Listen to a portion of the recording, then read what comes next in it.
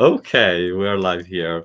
Thank you so much, everyone, but especially the guests for tonight. First ever DeVulgare Research Showcase. And we've got Eukene Franco Landa, we have Jacopo Dovico and Jessica Hampton here. And so thank you so much again, everyone. And tonight we will talk about their research, which coincidentally is on the minoritized languages of Europe, their minoritized languages, respectively. So for Eukene Franco Landa, we have the Basque language. For Jacopo Dovico, we have the Lombard language. And for Jessica Hampton, we have the Emilian language. So, yeah, this will be as well the order for tonight's interventions.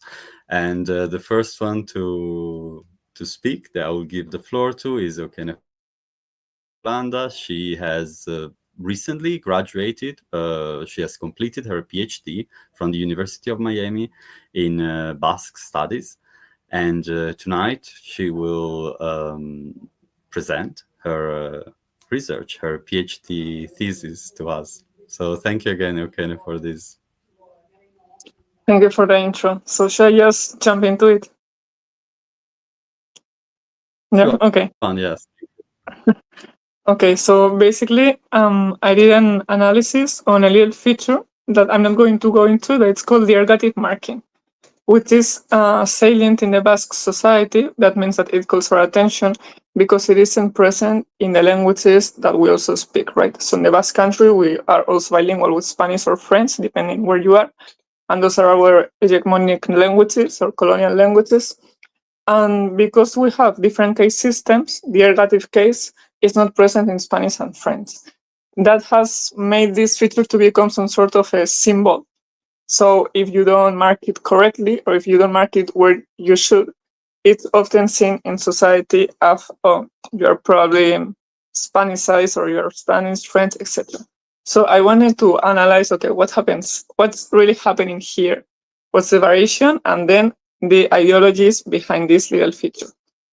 So one of the assumptions of the prejudices is that only traditional natives mark it correctly. Those would be those who acquire Basque at home orally, right, in a traditional way. And as those who make the mistake or don't mark it when they should are typically early bilingual, so those who learn Basque at school, or people who haven't been schooled in Basque, because that's something fairly recent for us since the 80s.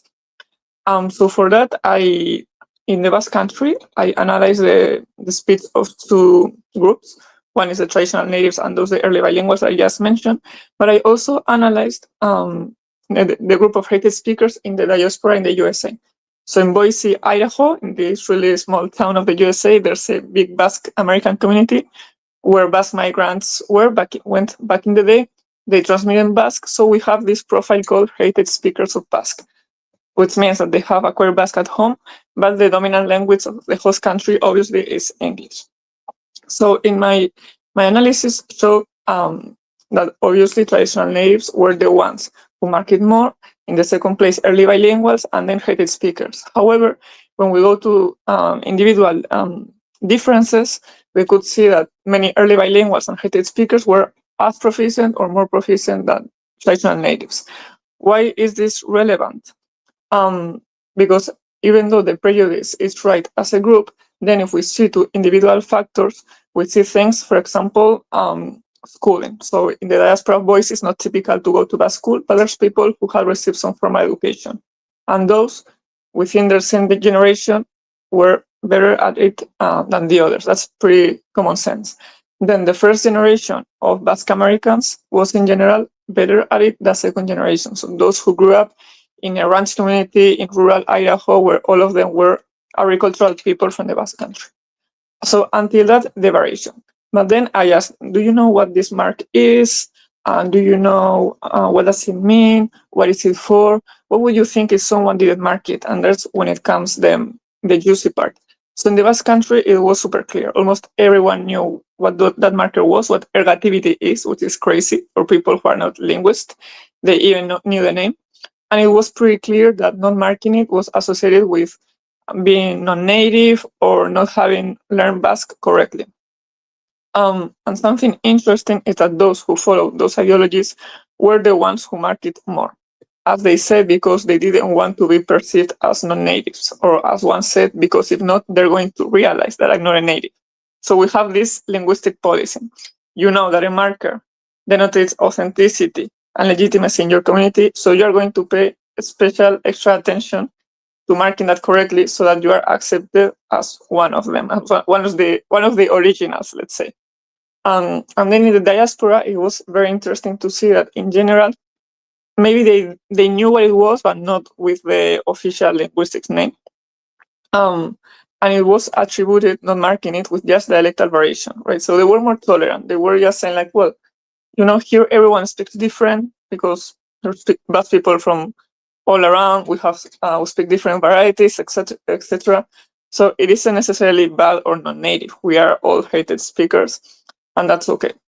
However, those who were familiar with the prejudices that we have in the Basque Country of that little feature being associated with nativeness or proficiency were the ones who marked it more. So they didn't reproduce these narratives in their own community. They said, no, I would never judge anyone for not marking, etc. But they knew that back home, or if their parents were Basque and they were, let's say, educated, they knew that they would have certain opinions. So anyway, that was the interesting part. So the bottom line is that sometimes in languages, we have these little features, especially in minority languages, that they denote authenticity, because it's something that is not present in our hegemonic languages, in this case, Spanish, French, or English in the diaspora. So that is a point of differentiation. So in order for us to differentiate for the other language, it becomes a symbol which we need to preserve. If we keep losing all these little features that makes our languages different from the hegemonic ones, there's this idea or this paranoia that at some point we will be all speaking the hegemonic language. For example, as it was cited in an article by Gondra and others, there was this idea that the ergativity is disappearing, although their paper proves that it's not. It might be in decline, but it's not disappearing, it's stable. So yeah, these kind of situations. Yeah.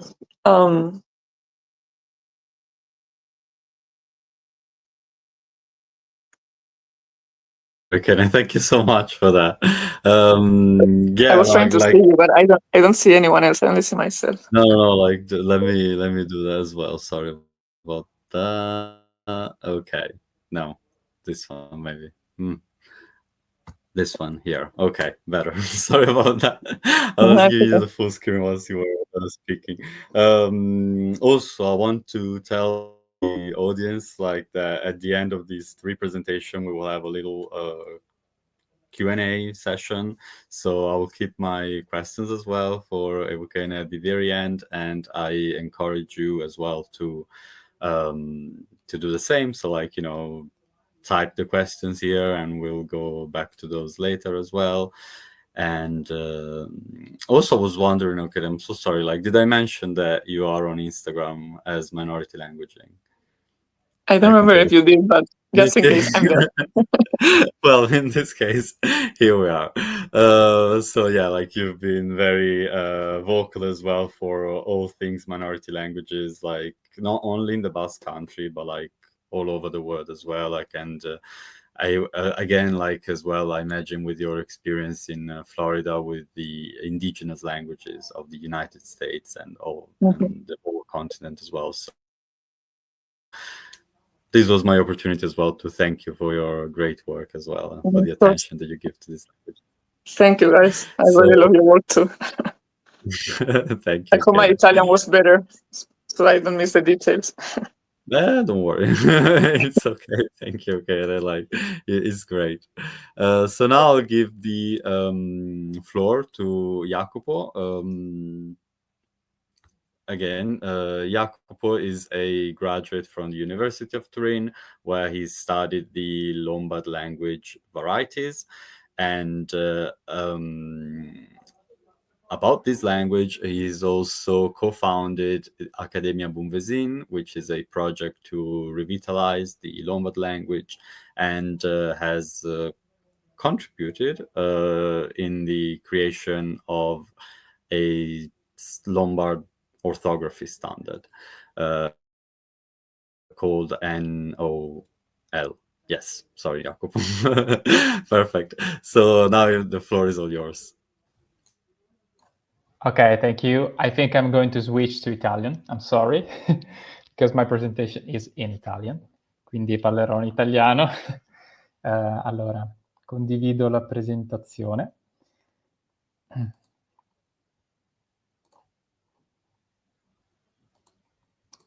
Se riesco.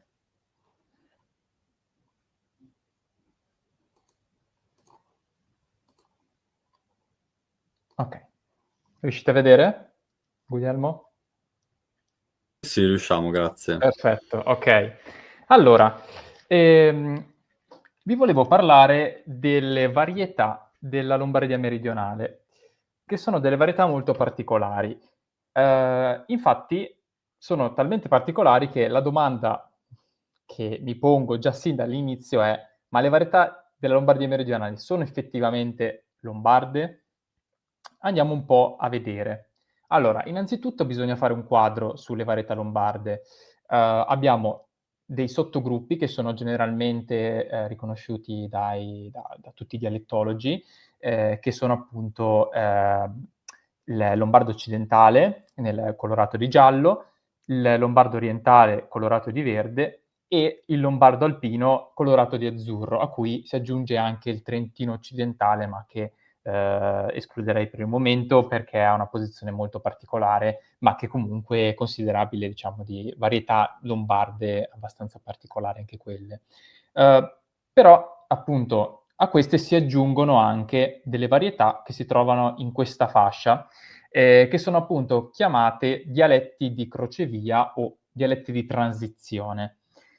Bene, con dialetti di crocevia intendiamo varietà caratterizzate dalla gradualità di modifiche di fatti fonetici, sintattici e lessicali, quindi di fatti linguistici, che è accertabile sulle coordinate geografiche, quindi è accertabile appunto nelle località, nelle varietà delle località, e dall'altro anche dal contatto linguistico, quindi la dinamicità che avviene nel contatto tra varietà diverse, che possono appunto portare alcune caratteristiche da una varietà all'altra, oppure comunque scambi linguistici, ecco. Jacopo, Quindi scusami un sì. secondo. Vediamo la prima slide, mi sa. Ok, questo potrebbe essere un problema. Ok, Allora, perfetto, grazie. ok. Lo tengo magari aperto così si vede meglio. Sì, così vediamo, Ok, così va bene, vediamo le perfetto. slide mentre vai, sì. Perfetto, Purtroppo perfetto. nel 2025 non hanno risolto questa cosa. Nessun problema. Allora, quindi, ecco, questa è la slide forse che non riuscivate a vedere. Quindi, sono varietà, queste varietà di crocevia sono varietà che sono difficilmente classificabili, perché si trovano in questa zona grigia. Appunto, è un'area su cui insistono dialetti di difficile classificazione, con un sostanziale bilanciamento tra componenti diverse. Quindi le due domande che ci possiamo porre sono, innanzitutto, se esiste davvero un sottogruppo che possa comprendere tutte queste varietà parlate nel sud della Lombardia, se non altro per alcune caratteristiche che le accomunano, e che quindi le portano a essere varietà di transizione tra diversi gruppi dialettali, e poi successivamente se queste varietà siano effettivamente lombarde, cioè se questo sottogruppo eventualmente possa essere considerato anche lombardo. Quindi andiamo a analizzare le caratteristiche di queste varietà per capire di più, andare più a fondo di questa cosa.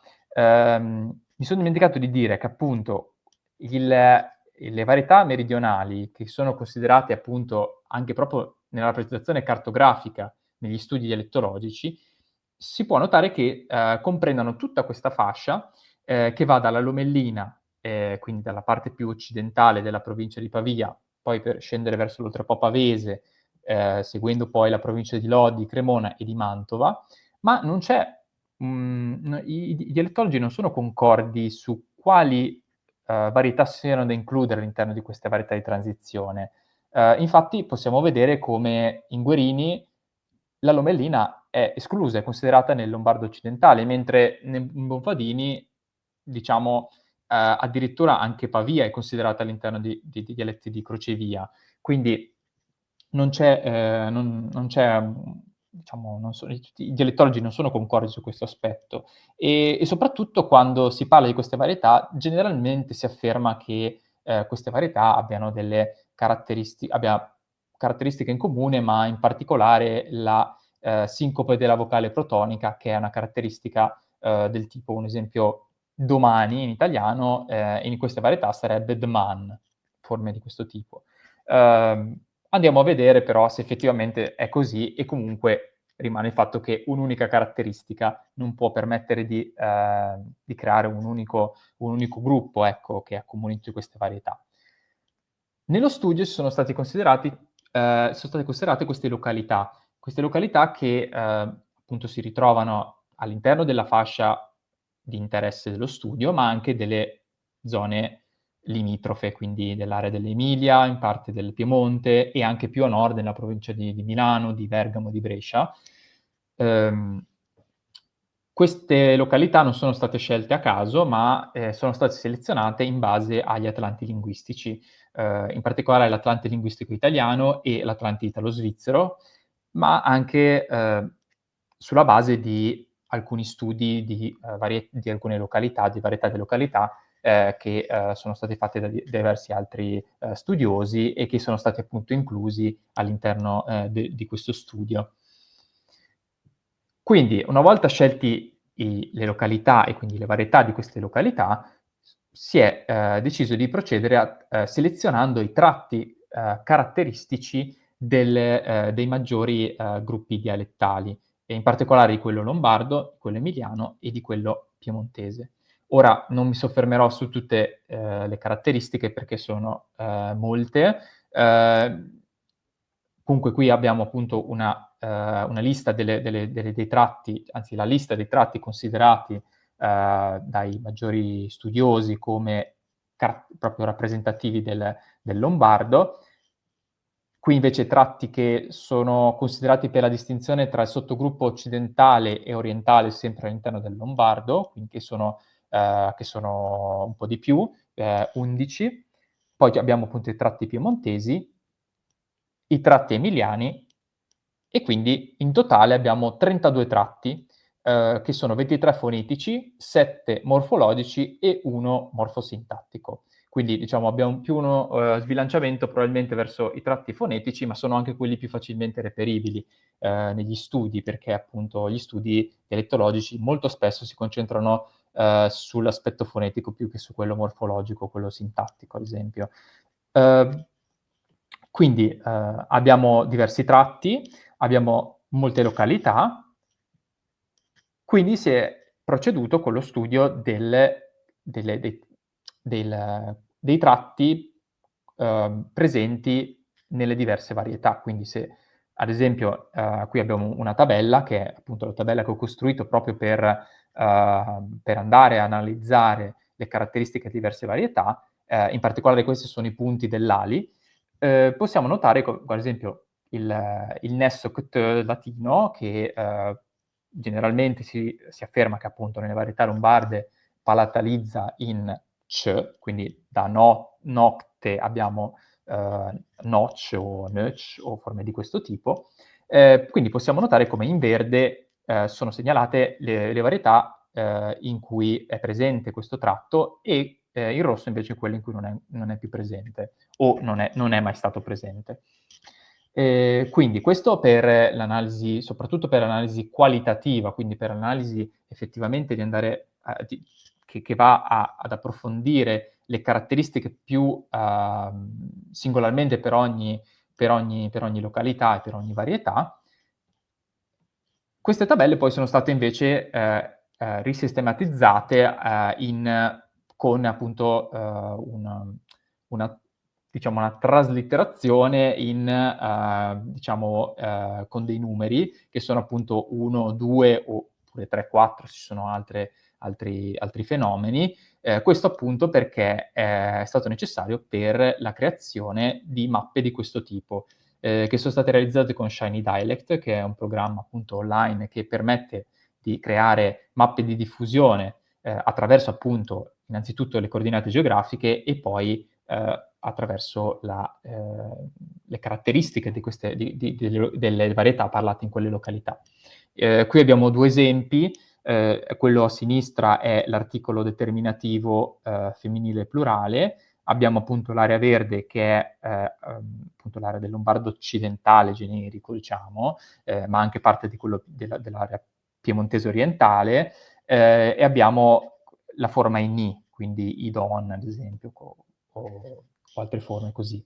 Invece nella parte orientale abbiamo le li, quindi le donne, le femmine e così via.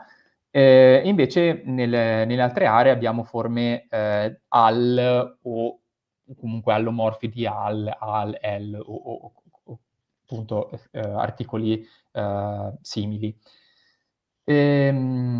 Invece quello a destra è appunto il plurale delle classi femminili uscenti in A, quindi abbiamo morfo 0 nell'area occidentale, come dicevo prima, don, ad esempio, e invece a quello d'Oriente done, e invece poi nell'area gialla invece doni, forme di questo tipo.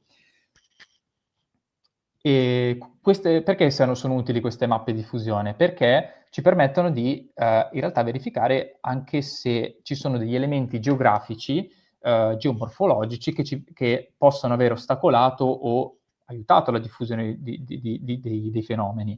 Nel caso a destra, che appunto è la prima persona del presente indicativo, o meglio la desinenza della prima persona, abbiamo appunto a nord, più a nord, la forma IE, tipica lombarda, quindi mi mangi, ad esempio, o me mange, mentre a sud abbiamo il morfo 0, quindi mi mange, ad esempio, o mi parla. E sembra quasi che proprio quello sia il corso del Po, quindi è il Po ad ostruire la diffusione di uno o l'altro fenomeno a nord o a sud. Quindi è molto interessante proprio a livello qualitativo andare a analizzare anche questi fenomeni da questo punto di vista. Non mi soffermo anche sulla sincope della vocale postonica, che è diverso da quello che dicevo prima, cioè di forme tipo codga, da cotenna, però vabbè, diciamo anche in questo caso possiamo vedere che il Po in parte gioca un ruolo abbastanza importante. Questo quindi è uno studio invece qualitativo, e invece dal punto di vista quantitativo si è proceduti con lo studio dialettometrico. Lo studio dialettometrico va appunto a analizzare a livello quantitativo la distanza linguistica tra le varietà. Ora, questo è uno studio multidimensional scaling, non approfondirò appunto che cosa comporta questo tipo di studio, però appunto analizzando le varietà possiamo realizzare delle mappe in 2 o 3 dimensioni. Con le 2 dimensioni possiamo appunto analizzare le varietà che sono i punti, quindi le località, che più sono lontane, più sono distanti linguisticamente, quindi più vicine sono, più sono anche simili tra loro. Quindi possiamo già vedere degli agglomerati che possiamo chiamare cluster, che appunto si caratterizzano, ad esempio, nell'area di Mantova, se guardiamo al centro verso destra, abbiamo Mantova e la provincia, che si trova appunto a metà strada tra le varietà emiliane e le varietà invece più del Lombardo orientale.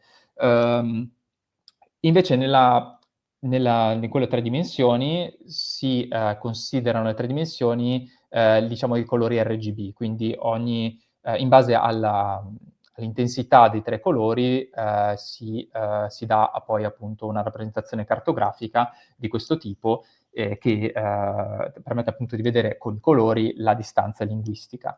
E qui possiamo già notare che si creano dei cluster abbastanza evidenti, ad esempio appunto il Lombardo occidentale, quindi quello che già gli studi elettrologici hanno definito come appunto il sottogruppo che gira intorno a Milano, poi abbiamo quello orientale in azzurro, e poi l'emiliano in basso a destra, viola, e poi a ovest invece il piemontese più rosa.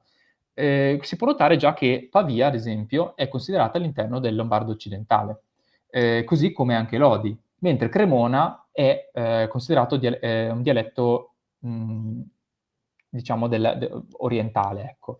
Mentre Mantova, i colori non lo mostrano forse troppo bene, però ci troviamo in un'area sempre di transizione, tranne la parte più settentrionale, che già è considerata negli studi appunto dialettologici come lombardo orientale e molto vicino alle varietà bresciane, ecco. Quindi questo è per quanto riguarda il multi-dimension scaling, mentre per quanto riguarda invece il clustering abbiamo quindi uno studio che va proprio a dividere in gruppi, non più a livello, non c'è più la sfumatura, ma è proprio una divisione netta. Quindi possiamo decidere quanti cluster desideriamo, ecco, e in base a questo vedere quanti cluster, diciamo, quanti cluster resistono effettivamente alla diminuzione, ecco, del numero. E possiamo vedere che, ad esempio, in 8 cluster l'area di Pavia è sempre considerata attraverso il Lombardo, cioè è considerata sempre all'interno, scusate, del Lombardo occidentale. Mentre così come anche Lodi, mentre Cremona è considerata nell'area orientale, del Lombardo orientale. Mantova invece in questo caso è considerata proprio prettamente emiliana. Quindi in questa divisione netta è considerata emiliana.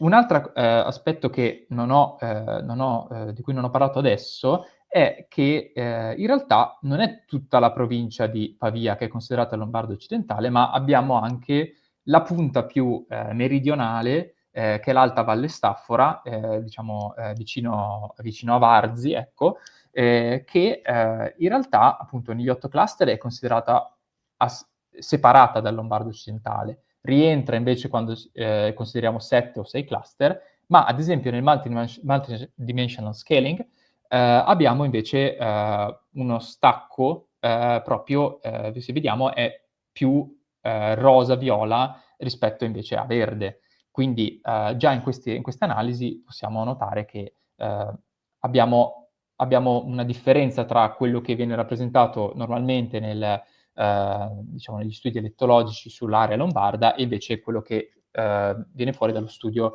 dialettometrico. Quindi questa è, diciamo, l'analisi finale che si chiama fuzzy clustering, che appunto comprende diciamo, è un'analisi un po' complessa, ma che diciamo che il risultato è una mappa che è a metà strada tra il clustering e il multidimensional scaling. Quindi quello che viene fuori è appunto il risultato, è la combinazione dei due risultati, ecco, mettiamola così. Quindi abbiamo la divisione classica, quindi dialetti lombardo occidentali, dialetti lombardo orientali, dialetti piemontesi, dialetti emiliani.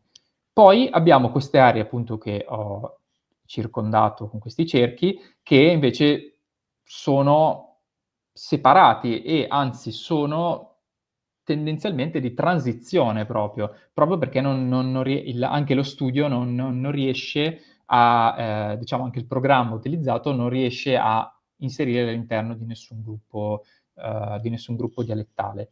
Quindi, in conclusione, attraverso lo studio sia qualitativo, quindi come abbiamo visto prima, sia quello quantitativo, arriviamo a definire 3 aree di transizione, quindi non tutta l'area, come considera ad esempio Bonfadini o Guerini, ma verrebbero fuori l'area appunto più occidentale della Lomellina, che appunto forse in questa mappa addirittura forse è anche fin troppo larga l'area di transizione, forse andrebbe ridotta ancora di più, però comunque diciamo l'area è all'incirca quella.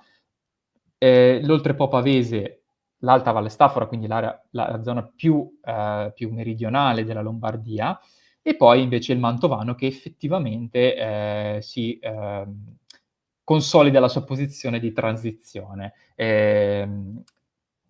Invece per quanto riguarda le altre aree considerate prima di transizione, possiamo dire che la provincia di Pavia, escludendo le 2 aree che ho già detto, è completamente all'interno del Lombardo occidentale. Il Lodigiano è, diciamo, transizione, ma tra occidentale e orientale, forse più occidentale che orientale, ma comunque sicuramente non emiliana, ecco, non tendente all'emiliano, e il Cremonese invece è completamente all'interno del Lombardo orientale. Quindi, in conclusione, quello che posso dire è che sicuramente questo è uno studio che andrebbe ampliato, nel senso che i tratti considerati forse non sono abbastanza per poter dare con sicurezza, ecco, una conclusione di questo tipo, però sicuramente indica già una direzione verso, diciamo, uno studio più approfondito di queste varietà, che normalmente sono invece molto invece poco studiate e poco considerate, e spesso molto superficialmente considerate appunto semplicemente di transizione, senza andare invece a approfondire caratteristiche che invece sarebbero molto interessanti da studiare. Ecco. Quindi questa è la bibliografia e vi ringrazio per l'attenzione. Grazie a te, Jacopo, molto molto interessante, e non mi viene groundbreaking in italiano, però diciamo proprio d'avanguardia, e speriamo che comunque questo tipo di ricerca vada avanti. E spero di essere rimasto anche nei tempi. Sì, Nell'aver assolutamente. Stavo rubato guardando, tempo a nessuno. siamo giustissimi. E ho le domande alla fine, e volevo incoraggiare anche, nel senso, tra di voi, se avete domande da fare l'un l'altro, l'un l'altra, per favore fatele, se no tranquilli. Ecco, non è un obbligo, però è un'opportunità. E vi piace molto che l'area considerata è a forma di pesce, perché si considera Sì, il sì. bacino del Po, e guarda caso a forma di pesce, quindi è proprio è perfetta come cosa. Okay, now we are back in English with Jessica Hampton, and Jessica is a lecturer at the University of Liverpool, where she teaches Italian studies, but she's an ecolinguist, and she researches the Emilian language, and she works for, or she co-founded, the Il Polentometro project, which is a research project on the many languages of Northern Italy. Yes, minoritized languages of Northern Italy. So thank you, Jessica, for being here. Thank you, Guglielmo. I'm going to share my screen just now, and you can tell me if it's not working.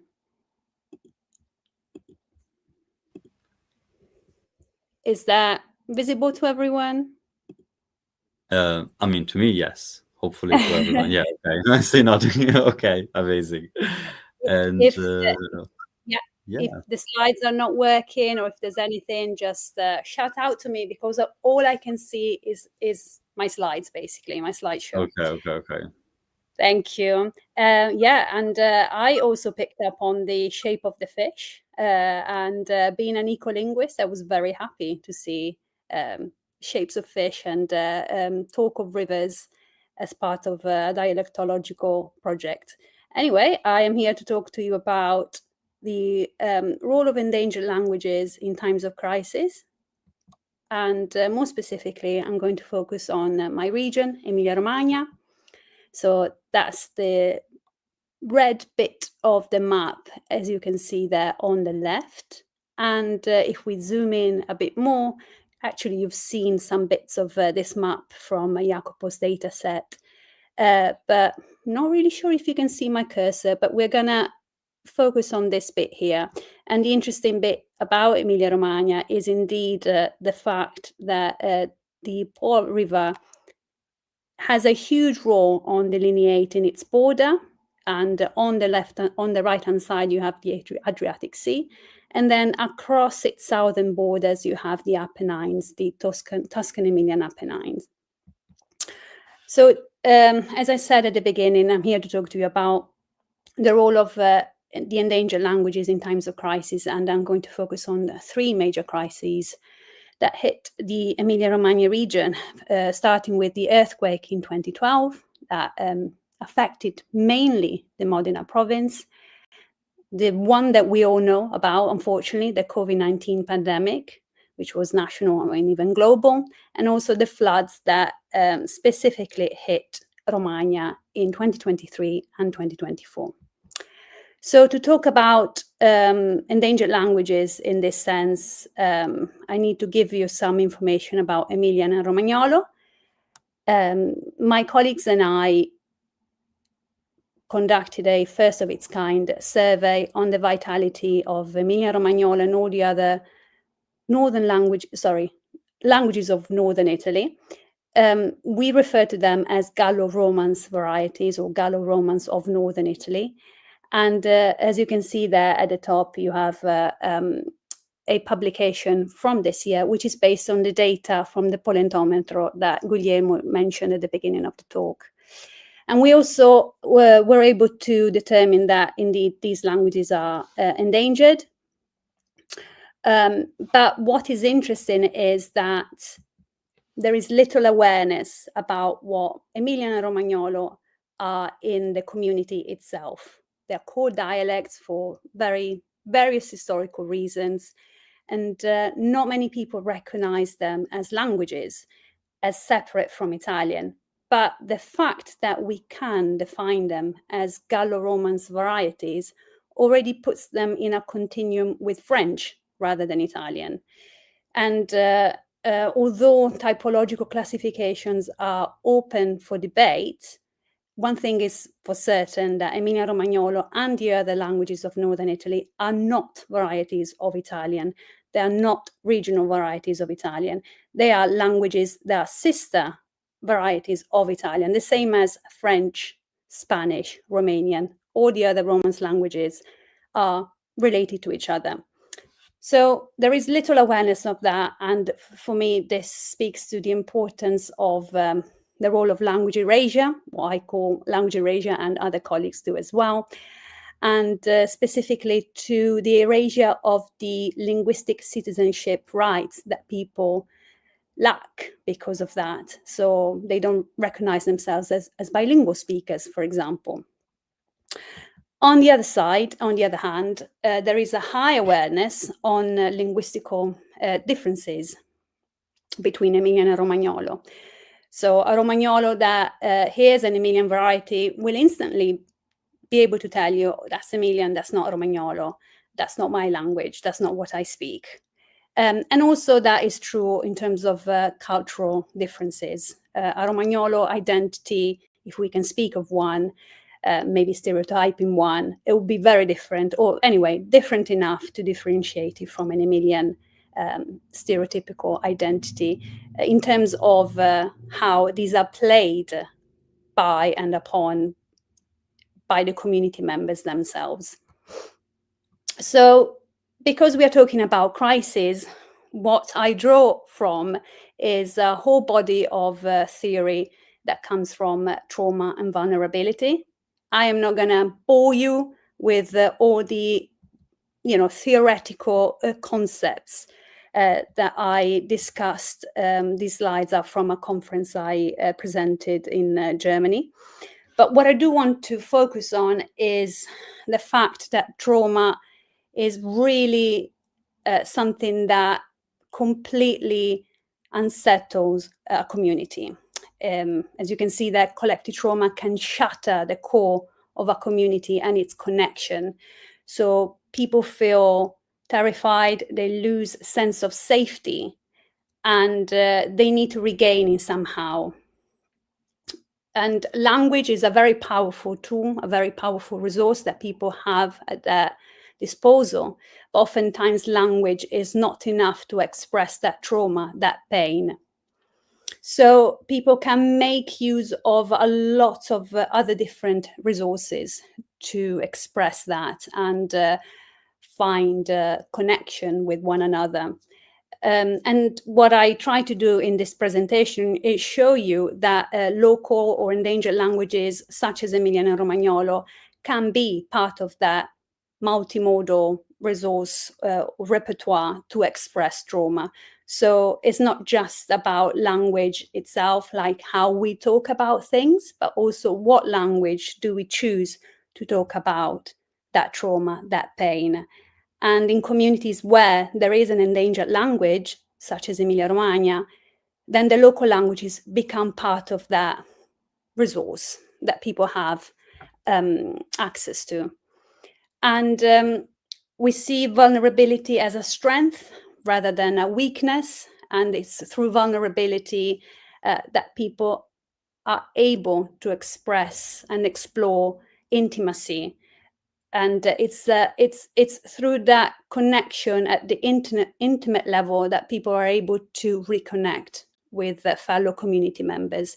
And again, because endangered languages have always been spoken in the most intimate spaces, the most informal spaces, here I think that the endangered language is the vessel for intimacy, to recreate intimacy in the community. So this leads me to talk about post-traumatic growth. So whenever there is trauma, whenever there is crisis, there is an opportunity to get out of from the other end in a different state, in a stronger state, in a state of transformation. But that is not a given. It's not a given that after a crisis, after a trauma, a person or a community is stronger for it. Now, post-traumatic growth has been theorized since the middle of the 1990s by Tedeschi and Cullen.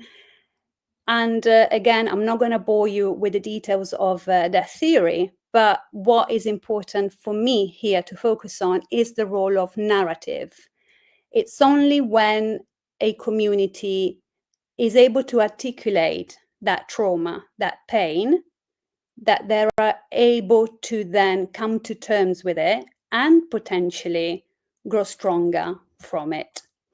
So for me, narratives have that huge role in allowing people to feel stronger, connect with one another, articulate the trauma, articulate the pain, and hopefully also become stronger in one way or another. And again, here, because of what I explained in a couple of slides ago, endangered languages can provide that vessel, that intimate and connection through which narratives can be created. As Guglielmo mentioned, I am an ecolinguist, so I see language in a very specific way, a way that may not be shared by everyone. But for me, language is heritage and it's also land. So I see language as something that we carry over constantly in our everyday life through continuity and our identity, the performance of our identity, and also as something that cannot be separated from place.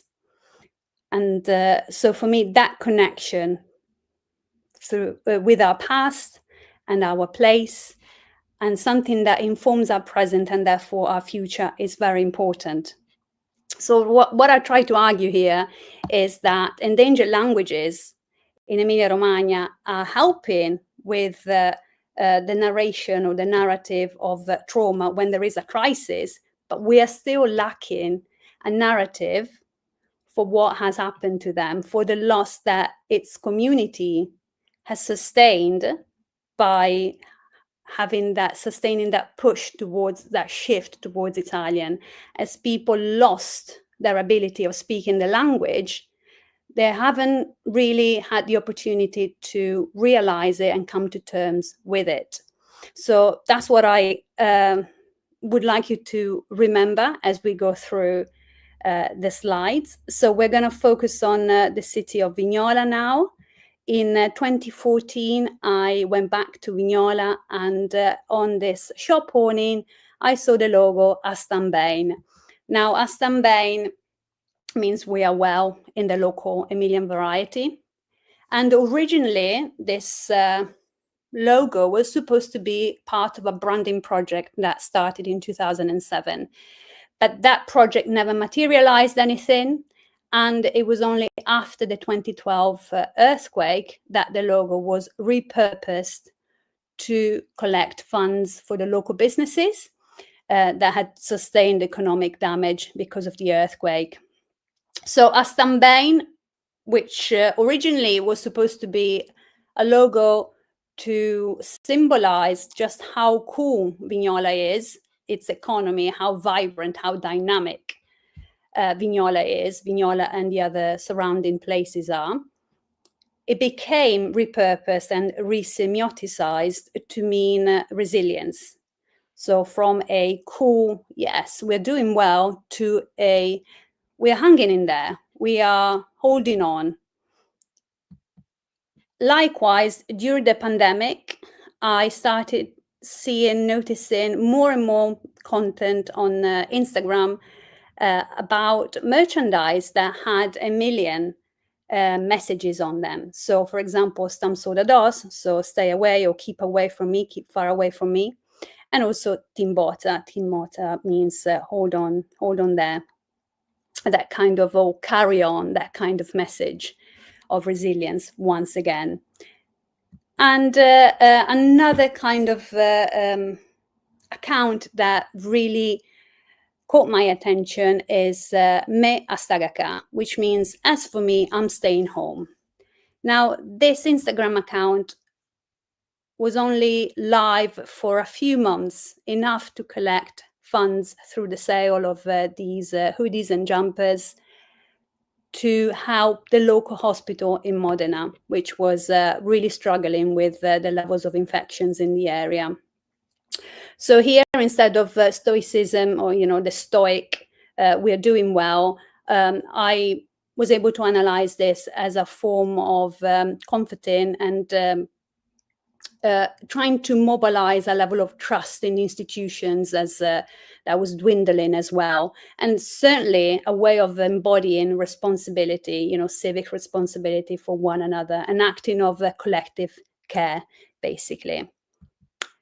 And it was really interesting for me to see how after the earthquake, I saw the logos and thought, well, perhaps that was a one-off. And then the pandemic, and on Instagram, so many different businesses were doing that. And so I started thinking, perhaps this is actually going to have some sort of long-lasting effects and ways of using the local language that is not just to sell something. And in fact, I noticed, for example, a shop, this is still during the pandemic here on the left-hand side, telling people how to behave when entering the shop, keeping away and not talking much, etc. And also when I went back to Vignola last year, I noticed this sign on the bar counter saying something like, we're not going to bring you the food, so you better take it yourself. So a very kind of like informative way of communicative function of the language, no longer symbolic, no longer part of the crisis either, because there was no crisis in Vignola last year. So there might have been some sort of long-lasting effects after all, which for me is very positive. You may remember this slide from just a few seconds ago, and this Timbota, here it is again. So this was from the pandemic, and it's from an account called Emilian. But that's also something that it's said and used in Romagna. And this is from a bagno or a beach resort from 2023 after the floods. This beach reorganized as sound lounges to spell out Timbota and the shape of the heart. So I could bore you here with the way that I analyzed it as a way of showing how the land is a continuation of the community and how this becomes like a tattoo on the skin of the community to speak to each other and really try to show solidarity and resistance. So embodying that vulnerability, which, as I said earlier, is not weakness, but is strength. But what I would like to end on is a now what? Okay, now I can see that things are perhaps not changing, but when big things like crisis, and I'm hoping that we're not going to see any more for a while, the endangered languages resurface in the public space, a place where they are not normally seen ever. So we have this problem. Emilian and Romagnolo are the languages that the community rely on for cohesion and solidarity in times of crisis, but these languages are still an open wound in the community, in their imaginary, in the sense that, as I said earlier, people don't have that sense of bilingualism. They lack access to their linguistic citizenship rights. So there's a risk here, something that I haven't mentioned yet, and something that I have not come across in the literature, something that perhaps is not spoken of or about enough. The risk of calling these languages dialects instead of languages is that when someone wants to reclaim it, they then reclaim what a dialect really is. I mean, at least in the Anglophone literature, a dialect is a variety of a said language.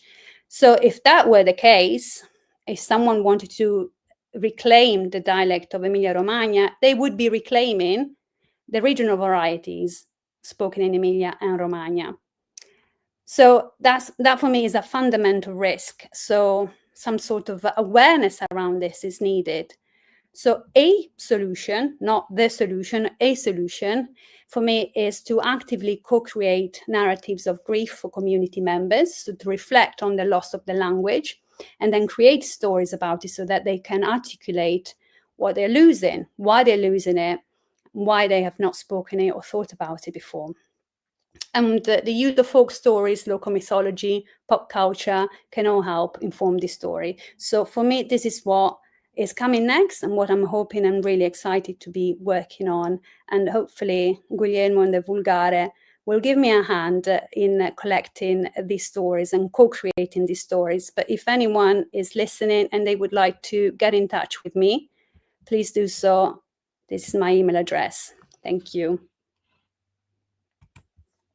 Thank you, Jessica. Thank you so much.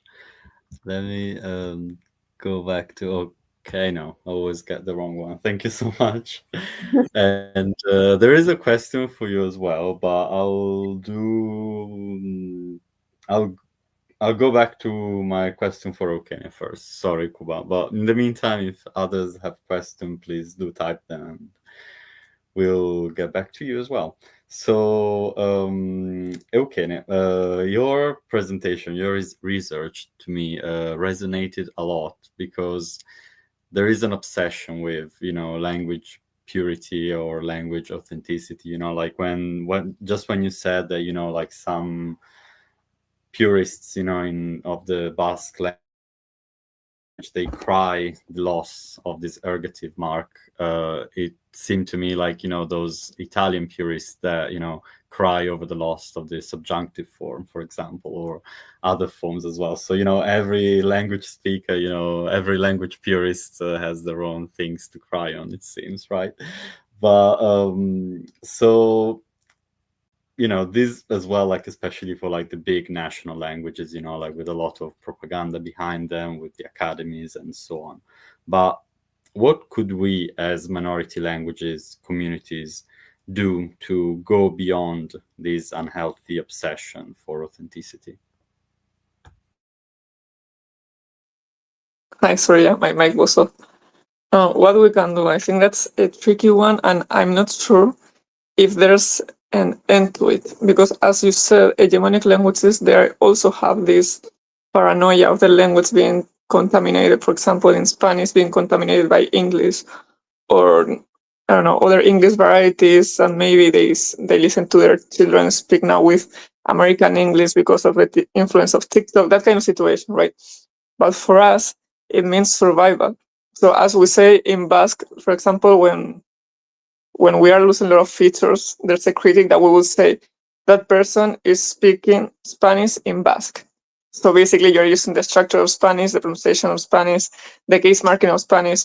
So, but with some Basque suffixes. So until what point is variation, and until what point it's really changed, right? So I think that's we are all afraid of that in a way, because big languages, they may have influence, but I think that no one is worried about Spanish disappearing, standard Italian, English. I think those are pretty safe, because also they're national languages, so that gives you some guarantee, at least for the next 100 years, let's say. But for us, it definitely means survival, and that's why we are so paranoid, so protective, maybe. And because we have lost so much without going to victimism, but we have lost, as Jessica was just saying, like the stories of loss, the stories of transmission, the stories of ancestry, even the cosmovision. There are so many things that have disappeared over the last years that it's hard to see your language changing so fast. So what we can do, I think that the best thing we can do is to be like vocal about it. Talk about, in this case, ergativity. Talk about what's happening. Is it really being lost? If you don't mark it, what's the worst thing that could happen? Like being open. In the Basque community, there are a lot of memes about this purism, so I know that we are there. Like people can actually laugh about this purism, or laugh about if I don't mark it, they are going to discover me. So we at least take it with a sense of humor. My mom just passed me a post this morning. So there's a different feature in Basque. We have 3 sibilants, like 3 the S, the Z, and the sh. Let's say like 3 sounds. With Spanish doesn't, right? In Spanish we only differentiate 1 S, and that's it. So that's another marker. And the thing is that in Western varieties, like where we are from, since we are closer from the Spanish border, we neutralize and we don't make that differentiation. Either we usually pronounce either 2 out of 3 or 1 out of 3. So the post that my mom passed me is that of a woman whose name had one of those sibilants that we don't differentiate. And in the comments, they were criticizing her for the way she pronounced her own name, which is crazy, because you get to say how you pronounce your name, how your family called you, right? And it's your variety, your region, whatever you are. So and anyway, so yes, it's just a marker of it. So I think that talking about it and creating memes, having this open conversation about, okay, you guys talk like this, we talk like that. Is it really important for us in this case to differentiate the 3 sibilants, or are we going crazy? Because for the ergative marker, one could argue that it's a case system. So if you don't mark it, you don't know who the subject is, right? It really depends. So I think it's a hard question. What we can do, short answer, talk about it, try to have these conversations about the necessity of it, take it with humor, and try not to create these icons of the perfect native speakers, perfect proficient school speakers, because at the end of the day, there's always variation. So, yeah, it's a hard one, Guillermo. You're putting me here. Thank you so much for your answer. Thank you so much. It's good to have this conversation, and it's good that to take this with humor as well. So yeah, that's a great thing. It's something that I've seen like happening in some parts, at least, of the Italian internet. Whereas like 10 years ago, people were proud of being pedantic about grammar and so on. Like the same people 10 years later are more like chilled about it. So it's something that happens with time as well. So let's hope for the best. Thank you. Now the question for Jacopo, but I'll ask it in Italian as well, Jacopo, because your research is in Italian, so I'll do that. Con la tua ricerca hai messo in discussione, diciamo, questa letteratura che c'era sulle divisioni linguistiche della lingua lombarda, no? La mia domanda magari un po' così alla larga, però perché è importante valutare e eventualmente ripensare, modificare queste suddivisioni, e quali conseguenze potrebbero esserci con questo ripensamento? Ok, grazie per la domanda. Allora, la prima cosa che vorrei dire è che allora, la classificazione in dialettologia è molto difficile, nel senso che a volte non è solo difficile, forse è impossibile, nel senso che in situazioni come quelle che ho considerato nello studio, ci troviamo davanti a varietà che hanno veramente caratteristiche che le accomunano sia alle varietà lombarde, sia alle varietà emiliane, oppure nella lomellina e anche con le varietà piemontesi, quindi diventa veramente difficile dare una definizione chiara di che cosa, a che gruppo appartengono queste varietà. Però penso che sia necessario comunque studiarle questi dialetti, perché innanzitutto è necessario per lo studio scientifico, linguistico, perché senza studiare queste varietà sicuramente perderemo degli aspetti linguistici che altrimenti magari nel resto del mondo non compaiono nello stesso modo, o comunque sono caratteristici di un certo luogo, e non solo dal punto di vista linguistico, ma magari anche sociolinguistico o etnolinguistico, o comunque tutto quello che riguarda anche l'aspetto più magari culturale, più in senso largo. Quindi sicuramente sarebbe una grande perdita dal punto di vista anche solo dal punto di vista scientifico, ma anche per la restituzione ai parlanti, credo, perché comunque studiare varietà così poco studiate proprio, che si trovano in aree appunto di difficile classificazione, e forse anche per questo diciamo meno studiate, proprio perché per la loro complessità diciamo classificatoria, ma anche per magari la loro lontananza dai centri urbani principali, penso appunto le varietà ad esempio dell'oltrepo pavese, che essendo diciamo Pavia un po' sotto, diciamo sopra il Po, e poi Milano ancora più lontano, si trova appunto in un'area che è lontana poi dai centri urbani, no?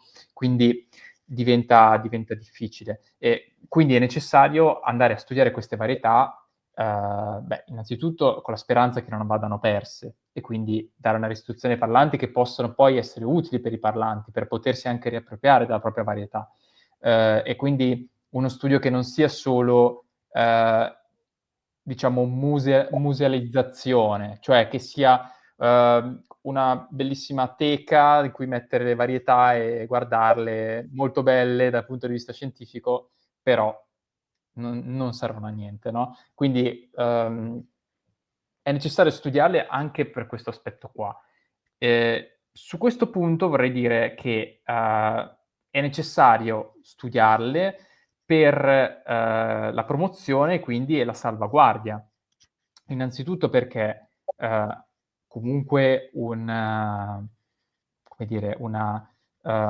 azione di language planning, quindi di pianificazione linguistica, necessariamente che siano necessariamente debbano guardare a tutte le varietà, o almeno nella complessità a cercare di guardare veramente a più varietà possibili. Innanzitutto per il corpus planning, quindi se si vuole creare un'ortografia o comunque una standardizzazione, non si può livellare tutto e far finta che il resto non esista, no?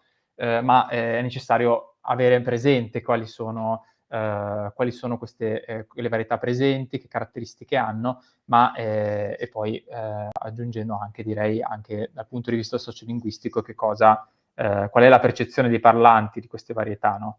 Quindi che cosa comporta poi dal punto di vista di diciamo del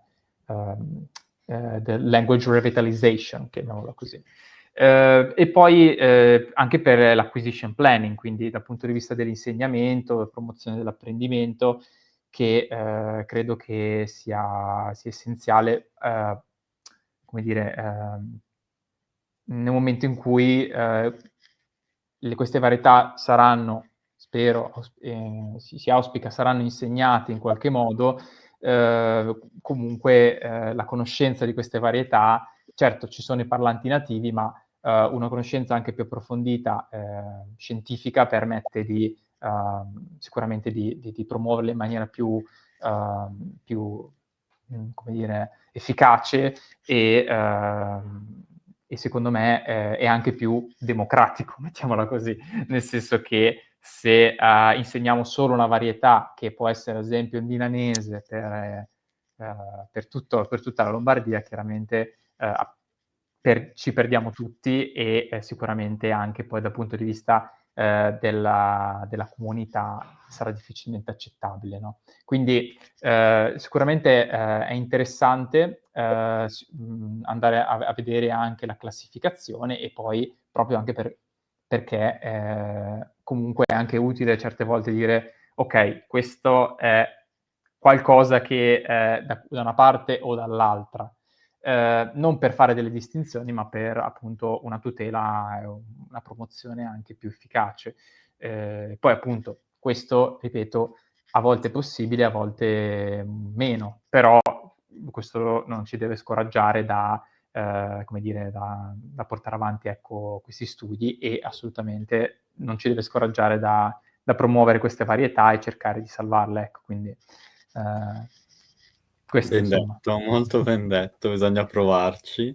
E anche una bella risposta, sai, come saprai bene, no? A tutte quelle persone molto scettiche che dicono ma insegnando queste lingue a scuola poi si perderebbe la mia varietà locale perché insegnereste una lingua a me straniera e tutte queste cose qua, invece tipo no, perché grazie a persone come te, grazie a studi come i tuoi, si riesce appunto a preservare questa cosa e riuscire anche a trasmetterla, quindi sì, è proprio un bel messaggio. Grazie Jacopo. Okay, Kuba, we're going to your question now. So Jessica, this is for you. Have you studied the specific emotions that are carried together with the minoritization, okay, of Emilian and Romagnolo? That is such a beautiful question. Thank you so much. And I mean it. I mean it so because I am all for investigating emotions. I'm really drawn to them. So the affective aspect of speaking a language, knowing a language, being exposed to a language and losing a language or rediscovering a language. So I haven't, unfortunately, had the opportunity of kind of like teasing out these aspects of Emilian and Romagnolo. But for my thesis, for my PhD, I administered a questionnaire that asked participants to express what the language meant to them, and that did tease out a lot of emotions. And the analysis of these data was published in a chapter just last month. And the things that people mostly associate Emilian with, because the questionnaire was just on Emilian, was they used metaphor of roots, earth, soil. So they speak very high. They speak to me to the concept of language as land. Sorry, I'm not feeling very well today, so I'm like struggling with words. And they also use the associations with family members. So for me, the language is my grandparents. For me, the language is, and then they share the memory with a family member, for example. And another big metaphor that people used is that of traditions and the past and the heritage and that kind of stuff. So the one thing that I am a little, I don't want to say concerned, but something that I do want to, because I do want to explore emotions again, is the aspect of nostalgia. And nostalgia, being nostalgic about the past, can be risky. It can inform directions that lead you down, maybe not the path that you would want to see for the language. So I am a little cautious around that. But there's also like a beautiful dimension to nostalgia. And that's the part that I am really drawn to, that kind of reliving the past, and you're doing it in the present, and that transcendental experience of informing your future decisions through that memorization, that recollection of the past. And and memories are never perfect. When we recall something, when we think about a past event, we are doing something to it in the present. We are adding to it, we're missing information, we are literally recreating that event in our head. I'm really interested in all of that. And although I don't have an answer for you, I'm hoping that I will in the future. Thank you. Thank you, Jessica. If there are no further questions, I think we've done our job tonight. So thank you again to Eukene, Jacopo, and Jessica for being here, for talking to us about their research for the prosperity as well, not the prosperity, for the eternity of YouTube as well, because this will be saved on our YouTube channel. So this will be forever here for other people to listen to that and learn something from your amazing work. So thank you so much. Thank you for having us. Thank you so much, Guillermo.